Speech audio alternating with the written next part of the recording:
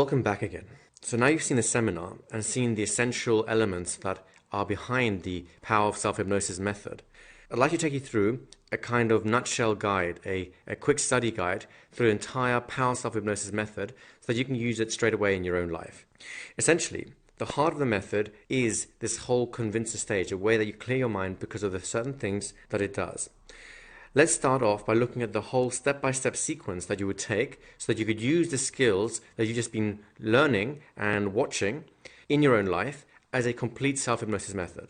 The first thing that you do is you really want to look at how do you prepare yourself for the ideal conditions to use self-hypnosis. So what I mean by that is, well, we know in terms of sporting performance and we know from daily life that when we prepare our mind for something, going into it, we tend to have more success in it because your mind is primed, it's ready to go, all the ducks in a row, so to speak. So then the action of doing it is a lot easier, a lot smoother. So it's kind of like the preparation stage. And self-hypnosis also has a self-preparation stage. Essentially, what you're going to be doing in this preparation stage is creating the conditions, in other words, a receptive mind. And secondly, set the parameters. It's very important in self-hypnosis that you don't take too much conscious attention to steer the boat.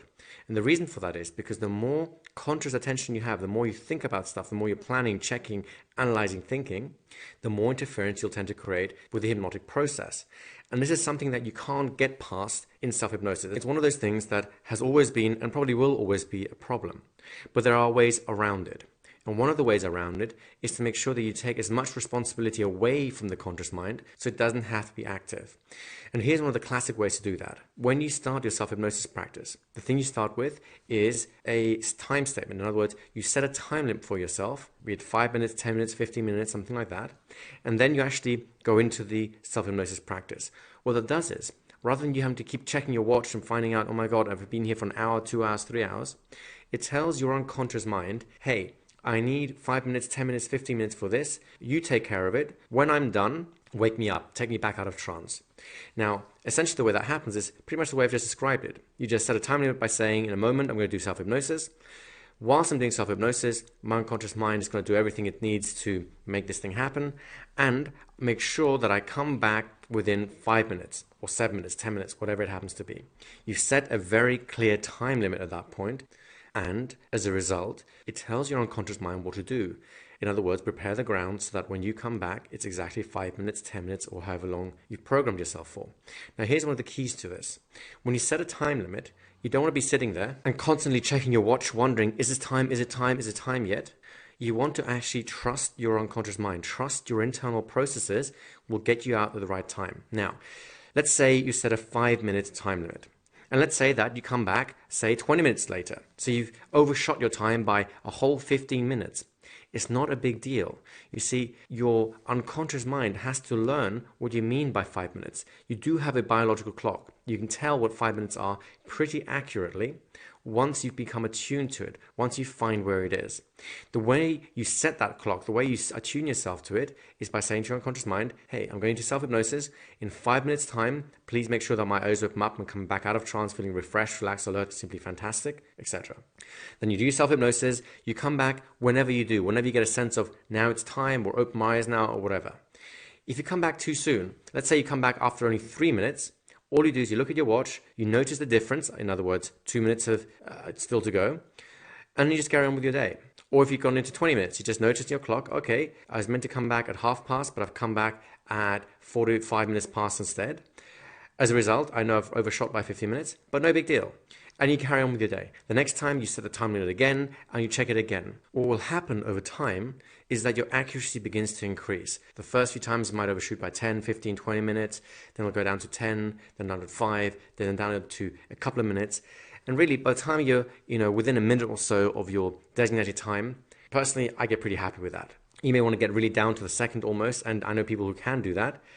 I don't feel strongly about it. In any event, the key thing is not to get frustrated with yourself. If you start punishing yourself, if you start saying to yourself, you see, I've messed it up again, what you end up doing is you start creating what's called a dirty goal, one in which your conscious intention and your unconscious response are in conflict.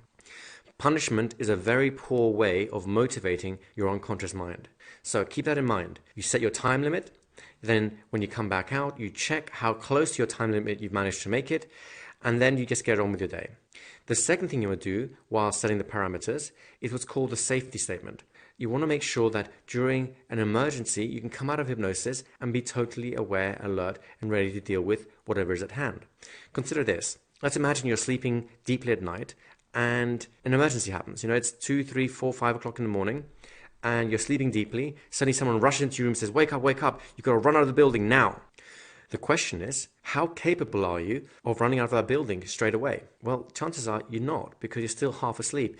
Your body hasn't responded yet. Your mind isn't quite sharp yet. You're kind of confused and blinking and thinking, what's going on? Where am I going? And so on. Your mind isn't ready to handle the situation.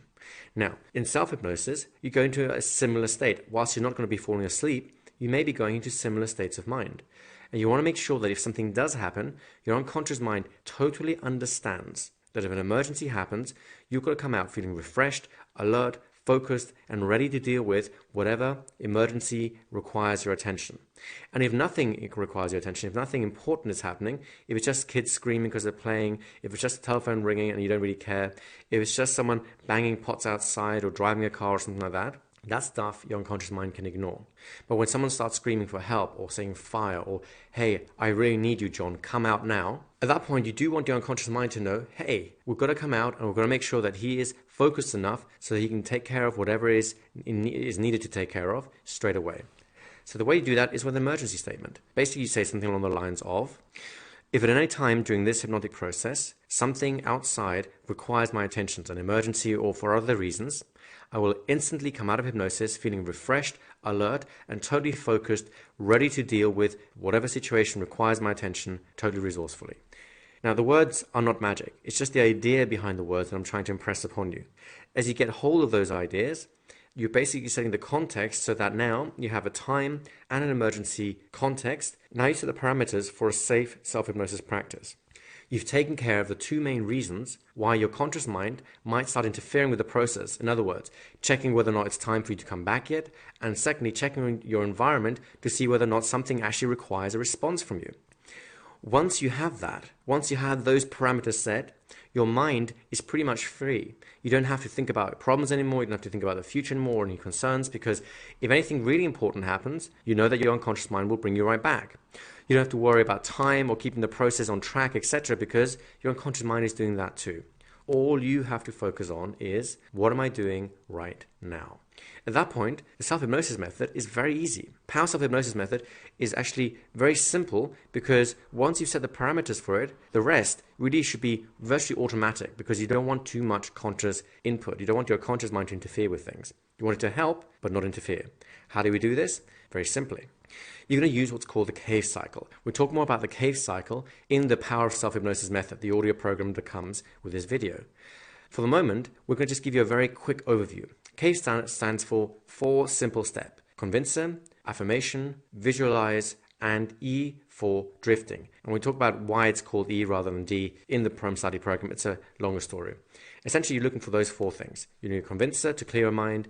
You need to make sure you make some kind of affirmation, have a visualization of what you want as a result, and then you allow your mind to just drift, to let everything sink in. Now, I'd like to take each step by step, and look at it so you understand what you're doing and why you're doing it. And then you can just do it automatically.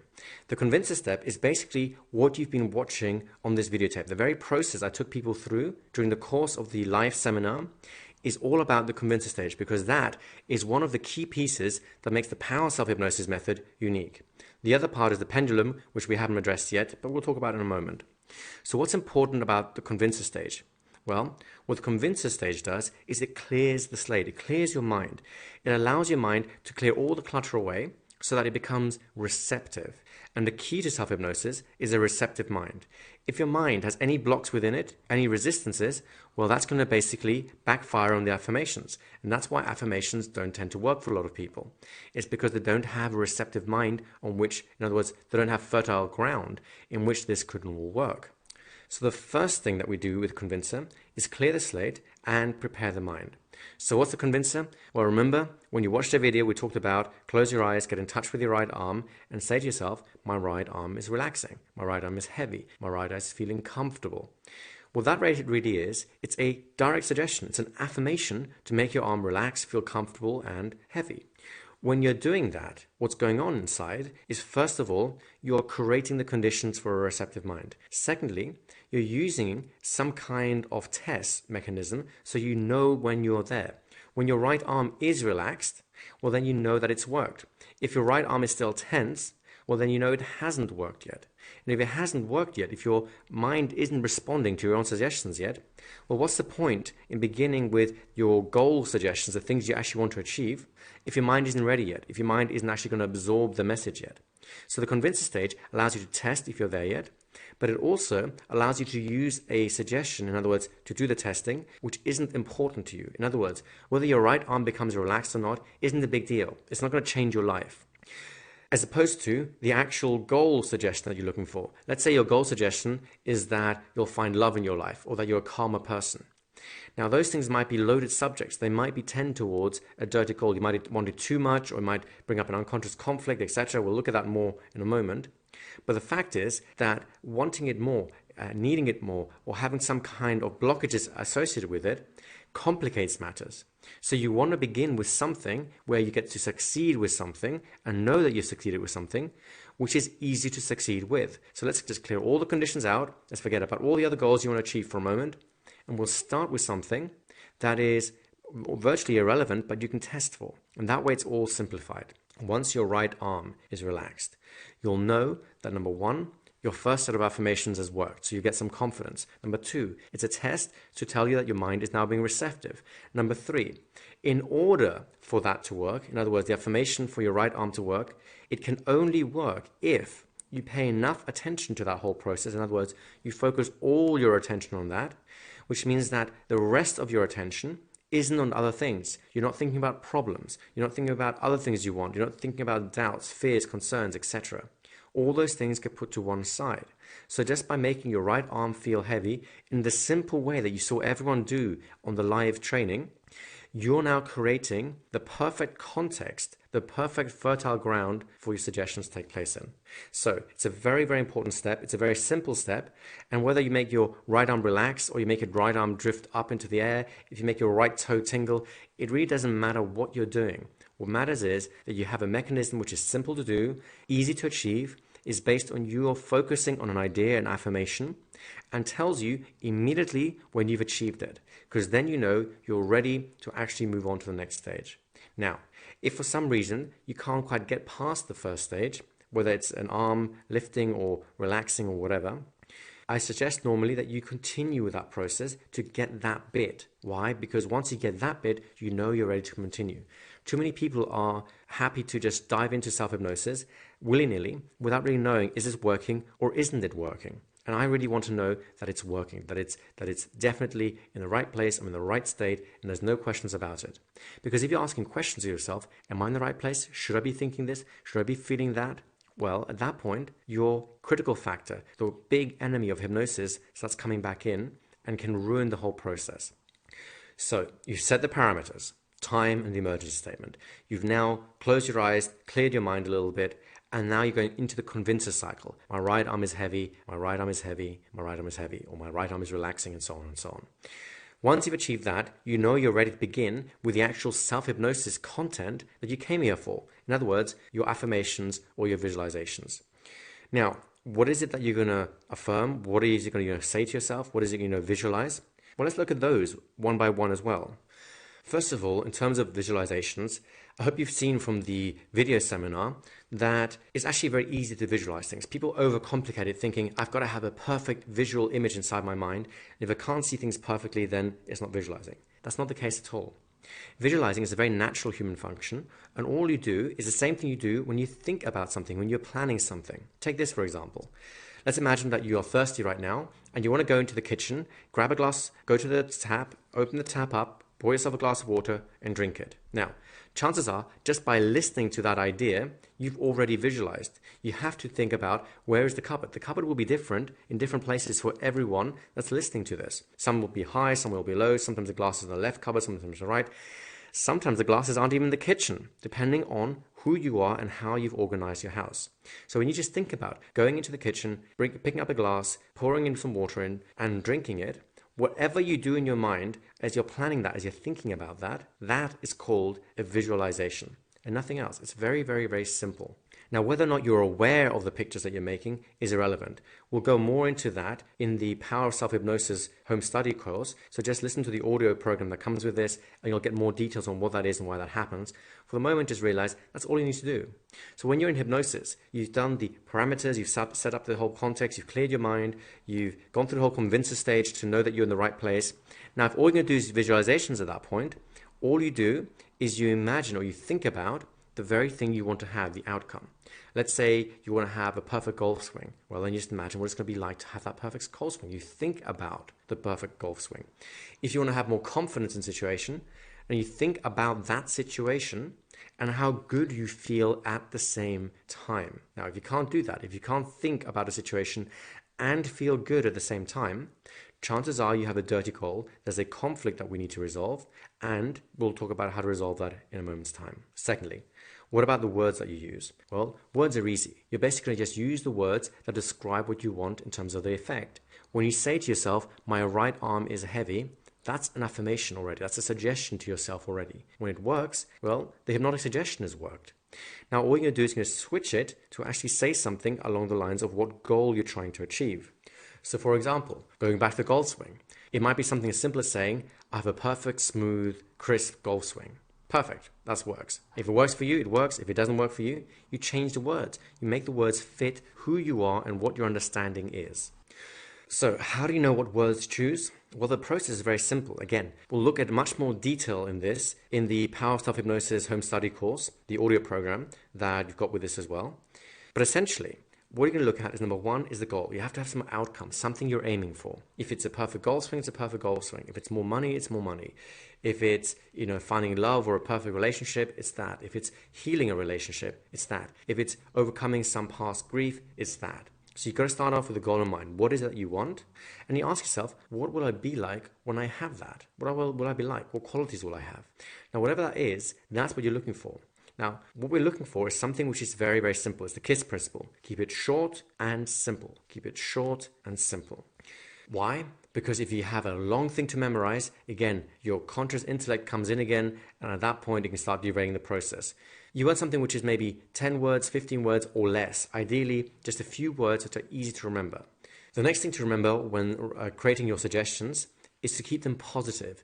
And I don't just mean positive in terms of life-affirming in that sense, although that's very good too. I mean positive in the sense that you don't want negative creeping in, like saying, don't think of the red cat. I mean, just think about it now. If I tell you to not think of a red cat sitting in a red tree, what happens to you? Your mind has to orient itself first to the red cat that you aren't supposed to be thinking about. So what words do, as you've already discovered from the video seminar, is they focus your attention. You can use words to focus your attention. So you want to have words that will focus your attention where you want it to go. If you don't want to think of red cats, you better start thinking of blue leaves, of green trees, of an amazing sunshine in a fantastic spot you've been to. The one thing you do not want to have in your awareness, the words filtering through, is cats or redness, because that might remind you of it. So how does it look in practice? Well, let's say you've got an exam to take and you think that you don't want to be afraid. Well, guess what? If you don't want to be afraid, whereas your words focusing your attention on, it's the fear, it's the afraidness. It doesn't give you anything else, another option, which is precise. So look for something precise. If you don't want to feel afraid, what do you want to feel? Well, you want to feel confident. You want to feel relaxed. You want to feel at ease. You want to feel like you know everything. Well, guess what? That's your affirmation. Your affirmation is to feel relaxed. It's to feel confident. It's to feel like you know everything whilst the exam is going through. Simple as that. Now, once you've done your convincer cycle, my right arm is heavy, my right arm is heavy, you start something as simple as, tomorrow during the exam, I'll feel confident and I'll know everything I need to know to ace the exam. Tomorrow, when I'm taking the exam, I'll feel confident and I'll know everything so that I can ace the exam. And that's it. It's as simple as that. Don't overcomplicate it. Keep it simple, keep it short, keep it elegant, and keep it positive. So that's the CAV part of the cave cycle. The final letter, the E, stands for drifting. This is an important part of the process, where basically whatever conscious attention you had left is released to really allow the unconscious mind to grab hold of the affirmations, the suggestions you've given yourself, and start doing something with it without interference. What do you do with that? Well, basically, you stop thinking, you stop doing anything at all. You allow your mind to drift wherever it wants to. If it drifts to a nice holiday, you think of a nice holiday. If it drifts to something else that's pleasant, you think about something else that's pleasant. If it seems like your mind just seems to disappear for a bit and come back, that's fine too. The one key thing during the drifting stage is you want to make sure it's pleasant, it's positive. If you start thinking about problems, about concerns, about solving a problem at work and so on, you're going to start engaging the wrong part of the mind. You don't want that at this stage. All you want to do is simply allow yourself to drift. And in the times when your eyes decide to open by themselves, guess what? Your 5 minutes are up, 10 minutes up, whatever you programmed for yourself is up.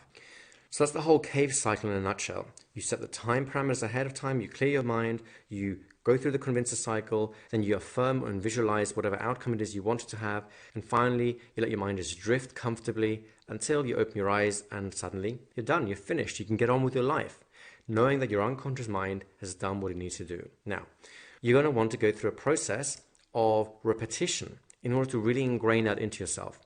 One of the key differences between self-hypnosis and going to a hypnotherapist is a hypnotherapist is running the show to such an extent that it doesn't actually need your conscious involvement at all, as a result of which, very often, a single session can make marvelous changes.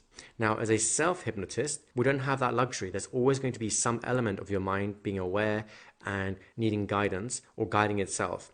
As a result of which, there's going to be a little bit of interference going on there. And we overcome that minimal amount of interference by repetition, by doing it every single day over and over and over again to basically start rewiring the brain to understand, think, feel, and look at the world in a different way. Now, besides all this, there could be a couple of problems that arise. The two big problems you might come across are simply number one, you're trying too hard, you want something too much and you get in the way. The second problem that might come across is that for some reason, when you're doing your affirmations or your visualizations, it evokes something inside you, something negative, and the harder you try or the more you do self-hypnosis, the more distant your goal seems to be. Those two problematics are essentially what I would call a dirty coal and conscious interference. Let's take the first one first. The interference pattern is also called the law of reverse effect. Essentially what this law says is that the harder you try to do something, the more you'll fail. Why do you fail? Because your conscious mind is trying to do something that your unconscious mind was designed to do, which means it's interfering in the process. Imagine that you're a captain of a ship, and the ship's running nice and smoothly. All of a sudden, the captain gets into his head that he has to turn the propeller by hand, rather than letting the machine room do it, which is run by the different crew members that are actually making sure the machines are doing what they're meant to be doing. So the captain gets out, he just loads himself down on a rope, gets his ratchet out and starts cranking the wheel, which actually turns the propeller in the water, trying to make the ship move. Well, how efficient is that going to be? It's going to be totally ineffective. In fact, he's going to interfere with the natural progress. Every time he puts his ratchet into the whole thing and tries to turn the propeller by hand, he's interfering with all the energy the machines are creating. He's likely to do himself some damage anyway, and the ship's actually going to get damaged or slow down in some way. Well, the same thing happens inside your mind. Think of the scenario. Someone throws you a ball or a towel, and you get a long time to think about it. They say, I'm going to throw it. Are you ready? Are you ready? Are you ready? And you think about it so much that by the time that ball comes, that towel gets thrown over to you, you end up missing it entirely. It's an easy catch to make, but you thought so much about it that you're interfering with a natural process of hand-eye coordination. You see, moving your body is an unconscious activity. Your unconscious mind knows how to coordinate the hundreds, if not thousands of different muscles you have, your skeletal structure, your momentum, your balance. Everything comes into a beautifully honed piece in order to catch something. Now, your conscious mind can't run all those things. It's not designed to do that. You have to let the body do its thing. So when you stop interfering, for example, someone catches you by surprise, you're sitting at a table and the salt shaker sort of tips off the corner and starts falling towards the ground. Before you know it, your hand reaches out and catches it, and everyone applauds you for an amazing catch. Now, did you have any time to think about that? No. And that's exactly why you caught it, because you allowed your unconscious mind the freedom to do what it does best. So with the interference pattern, if you're trying too hard, you're running interference, and that's what's going to cause your suggestions to fail. The solution to that is very simply what I call the 4 Taoist stages. There are 4 hypnotic variations which allow you to get past that problem, which I describe in detail in the Power Self-Hypnosis home study program. Now, for those of you who are too eager to jump in the deep end and don't want to go straight to the program straight away, The simple solution to that is something you've already done. It's called a pre-hypnotic suggestion. When you think about it, when you tell yourself, I'm going to be in hypnosis for 10 minutes, or you tell yourself that at an emergency, you'll instantly come back out of hypnosis, totally refreshed and alert, ready to deal with whatever problems come your way. That is an example of a pre-hypnotic suggestion. It's a suggestion you give yourself before you go into trance, which will be acted out on during your trance process. Well, if you can do it for time or emergencies, why not do it for the actual suggestions themselves? So you can put a third layer in. You do your time suggestion, you do your emergency suggestions, and then for the pre-hypnotic suggestion, you'll say something like, in a moment, I'm going to do self-hypnosis. During the self-hypnosis process, my unconscious mind will do whatever it needs to do in order to improve my goal swing so that I end up with a perfect goal swing. I'm going to do whatever it takes to improve my goal swing to make it a perfect goal swing. And you just repeat that a few times to really get that idea to sink inside your mind. Then you let it go and you just go into self-hypnosis. Maybe your right arm's heavy, right arm's heavy, right arm's heavy. When that arm is heavy, you just cut out the AV stage, no affirmations, no visualizations. You go straight onto drifting. It's a wonderfully pleasant and totally without responsibilities. It's a wonderful place to be. It's like drifting on a raft in a quiet lake. It's like lying on a bed in a comfortable down pillow. It's like skiing down a mountain and letting the mountain do all the work for you. You don't have to do any effort at that point. It's not up to you, it's up to your unconscious. It's a beautiful way to cut past that dynamic. Now, if you had a problem with over-engaging, in other words, your conscious mind is interfering too much and getting in the way, you'll probably be tempted, as you're drifting on that cloud or on that lake or wherever it is, you'll probably be tempted to start thinking about whatever it is that the goal is about, in this example, golf. That is the one thing you need to avoid. Avoid your thoughts going down that road. Go back to the pleasantness, go back to the drifting, go back to the raft or the cloud or the soft pillow, whatever it is that's in your side of your imagination. Let your unconscious mind do its work. The next problem is a little bit harder to deal with, but it can be dealt with also. It's what's called a dirty goal. It's similar or related to the law of reverse effect, only this time what's happening, it's kind of reversed in dynamics. In the one, your conscious mind is interfering with an unconscious process.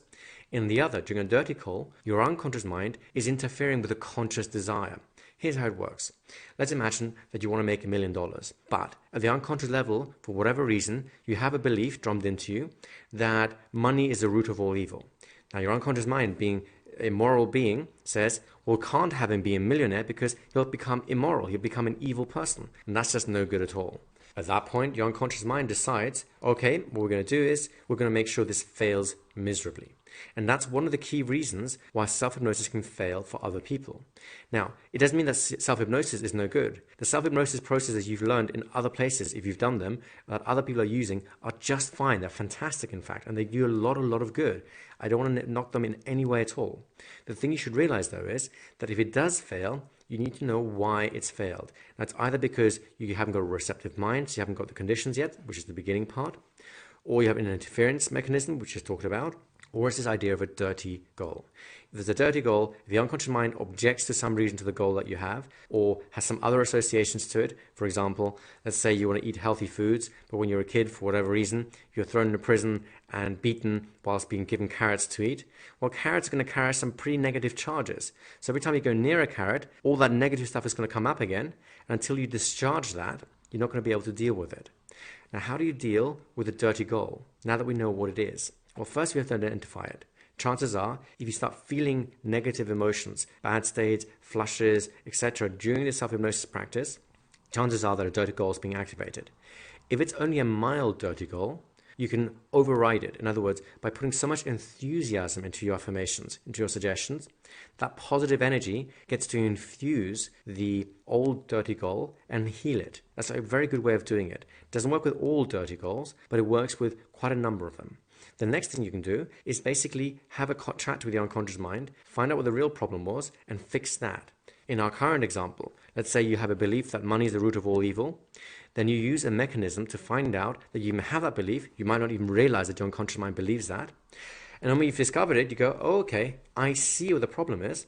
Now, rather than asking for $1 million straight away, just go to your unconscious mind and say, okay, I want you to realize that money is not the root of all evil. Money can bring many, many good things. And then that becomes your affirmation. Money can be a force for good. Money can be a force for good. Money can be a force for good. You spend your time going through that cycle, and that essentially heals or cures the dirty goal. Once the dirty goal has disappeared, one of two things happens. Either you automatically start making more money because there's no blocks there anymore, or once you've created the fertile ground, you're now able to actually go back to your original suggestions, in other words, to earn $1 million, and now it has somewhere to go. Now it has fertile ground rather than poisoned ground in which it can grow. Now, we'll go into that dynamic in much more detail during the Power Self-Hypnosis program. I just want to introduce you to these ideas just so you know you have places to go. Go and check the program out. Look at the index of content or the table of contents in the manual that comes with the program, and you'll see all these things really lined out for you. You can just flip through the manual to go straight to it. You can listen to the audio program. You can do it any way that you want to. Now, we've discovered how to use the power of self-hypnosis method. In other words, you start by setting the parameters, time and an emergency statement, you clear your mind, you go through your convincer, you affirm something, you visualize something, you drift, you're out, you're done. We've also looked at how do you overcome problems that can arise. In other words, what if your mind starts interfering? In other words, you want it too much. What if you activate a dirty goal? In other words, your unconscious mind is resisting it for whatever reason. How do you deal with those two things? Now you really have a complete system for using the Power Self-Hypnosis method in your life for the rest of your life and guarantee results for yourself. Why? Well, let's see how you could put this together into a complete system. You start off by deciding on a goal. You want to set a goal. So you decide, okay, I'd like to have more of this in my life. I'd like to be more of this kind of person, etc. You set the goal, and now you design some suggestions to fit that goal. You can either ask yourself, what is it I need to get to that point?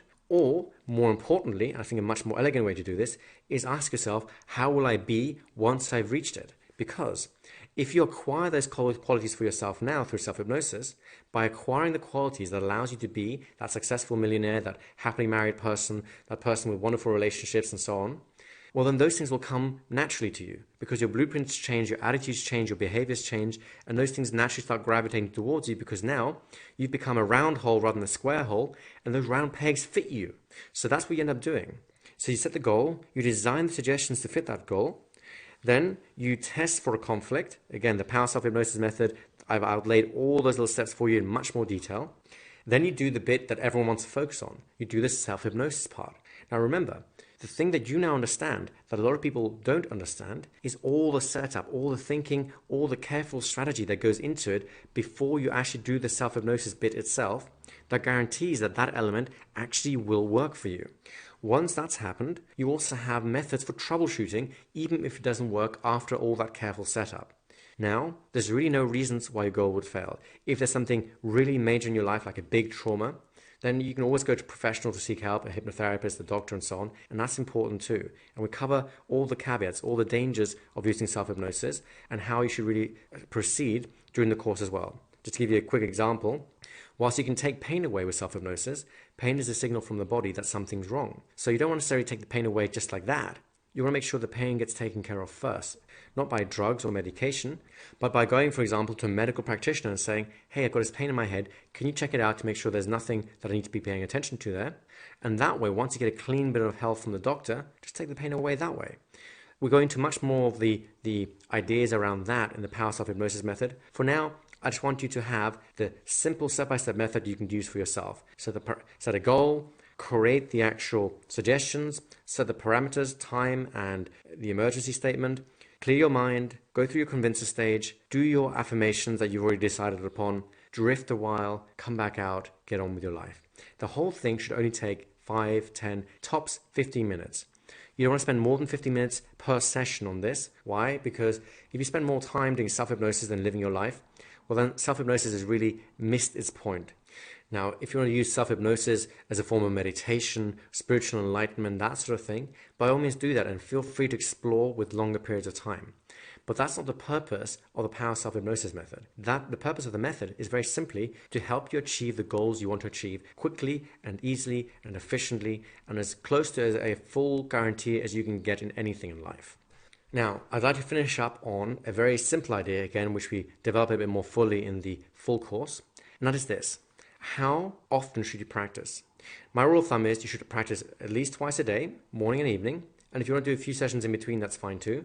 But no more than, an hour in total over the day. I prefer having like 5-minute sessions very quickly throughout the day, and you just get on with your day and actually live your life. When are the best times to practice? Well, in my opinion, it's just after you wake up in the morning and just before you go to bed at night. Why? Very simply, those are the times that your conscious mind, that your mind is closest to your unconscious mind. The doorway to the unconscious mind is wide open. When you're just waking up in the morning, you realize that you still have that sort of sleek hangover. Your whole body, your neurology has still got that activation of the dream state going. So all your suggestions can smoothly go down that path and fit into the place they need to go. On the evenings, on the other hand, once you finish your day, just before going to bed, what happens? You're filling your mind up with these suggestions, then you're going to sleep. Now, when you're sleeping, your conscious mind has no involvement. It's not going to mess with the process, not think about it. It's not going to interfere with anything. Your unconscious mind is going to have free reign. And what's it going to use free reign for? Well, typically, the last things that you have in your mind at night will be the thing that tends to dominate all your dreaming time. So if you start thinking about all the problems and how messed up your life is, well, guess what you're going to be dreaming about? It's not going to be a very comfortable night's sleep. Vice versa. If you use your self-hypnosis method in order to set the right kind of suggestions before you go to sleep, that's what your unconscious mind ends up working through the whole night long. It's like having a nice 6, 7, 8, 9 hour self-hypnosis session, which is why I think it's a tremendously good time to do self-hypnosis. The other thing that mornings and evenings allow you to do is allows you to set a regular time. Even if you have a crazy schedule, which means sometimes you get up at 5 o'clock, sometimes at 10 o'clock and so on, you'll always be getting up at some point and you'll always be falling asleep at some point. So it's a great routine, way of creating a routine for yourself. Just like brushing your teeth. If the first thing you do in the morning when you get up out of bed is to do self-hypnosis, and the last thing you do at night, just after brushing your teeth and going to bed again, is self-hypnosis, well, it's something you can build into your life very simply. You don't have to make time for it. The time is already there. Finally, how long should you practice? The rule of thumb is 21 days. You want to use the same set of suggestions for at least 21 days, sometimes longer. Again, we look at the reasons for that and the whys and wherefores in the self-hypnosis program. But for the moment, if you want to just dive straight into the deep end, do everything you've seen on this videotape. Then set the parameters, set the time, set the emergency statement, clear your mind, go through the convincer stage just as you've seen on the video. Then use your affirmations, then go through the drifting stage, and then come back out, get on with your day. In the evening before going to sleep, you do the exact same process again. You go to sleep, dream like a baby, and wake up in the morning and go through the same cycle again, go on with the day. You repeat that for 3 weeks, for 21 days, and until you see what happens. If you need to adjust things, well, the full program will teach you how to adjust things, how to know when you need to adjust things, and how to go through the process of adjusting it if it's necessary. And if you don't, hey, just enjoy the results you're getting. This is a very quick, very simple, very practical, and very powerful method. I wish you everything you want out of life. And I really do hope that you get to experience the power of self-hypnosis for yourself.